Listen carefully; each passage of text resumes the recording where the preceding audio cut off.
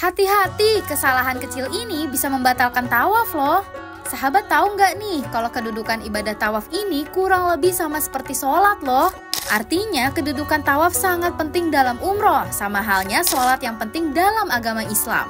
Makanya udah selayaknya setiap jemaah menjaga agar tawafnya nggak batal. Nah, apa aja sih yang bisa membatalkan tawaf? Yang pertama adalah batalnya wudhu.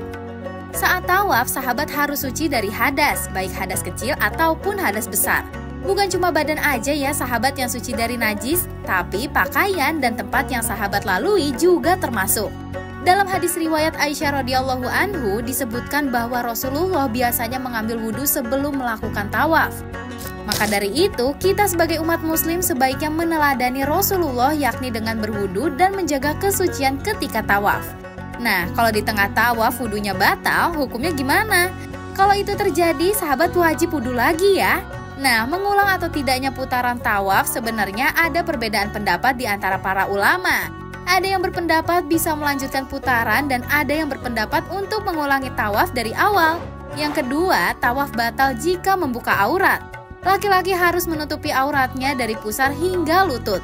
Sedangkan perempuan wajib menutupi seluruh tubuhnya kecuali muka dan telapak tangan ya.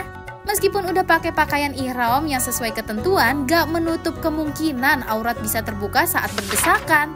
Kalau semisal di tengah putaran tawaf auratnya terbuka, maka wajib untuk segera ditutup dan melanjutkan putaran tawaf dari titik saat aurat terbuka ya sahabat.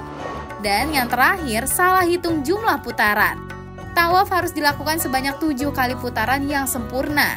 Kalau salah satu putarannya ditinggalkan, tawafnya jadi nggak sah.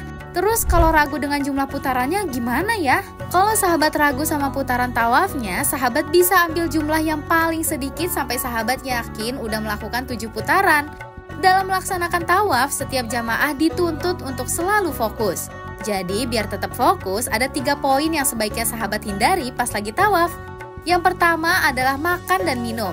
Dulu Imam Syafi'i juga lebih memilih untuk meninggalkan makan dan minum saat tawaf.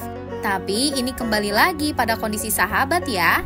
Kalau emang perlu melakukan salah satunya, apalagi minum, boleh kok dilakukan. Jangan sampai malah dehidrasi ya sahabat. Yang kedua adalah menahan hajat atau buang air. Tawaf seharusnya dikerjakan dengan tenang dan khusyuk. Kalau pengen buang air kecil atau besar, sebaiknya utamakan yang itu dulu ya sahabat. Habis itu baru deh wudhu lagi dan lanjut tawaf.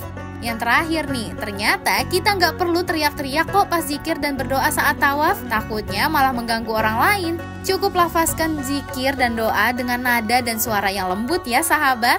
Nah, itu dia beberapa hal yang bisa membatalkan tawaf. Semoga sahabat bisa lebih aware sama hal-hal seperti ini ya, supaya ibadah umrohnya tetap sesuai sama syariat.